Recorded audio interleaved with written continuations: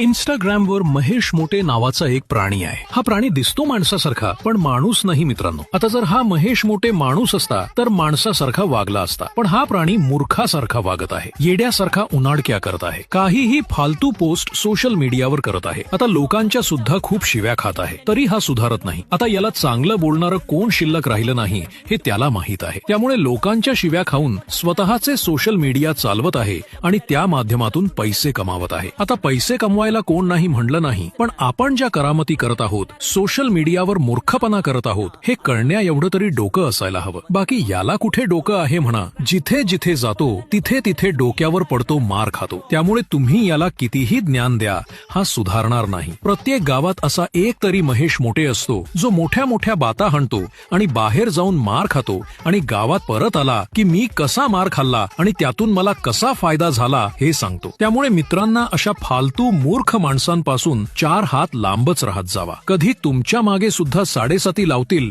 याची काही शाश्वती नाही. बाकी मित्रांनो, यावर तुमचे काही विचार असतील आणि तुमच्या गावात सुद्धा असा महेश मोटे असेल तर कमेंट मध्ये सांगा आणि हा व्हिडिओ तुमच्या सर्व मित्रांना पाठवा.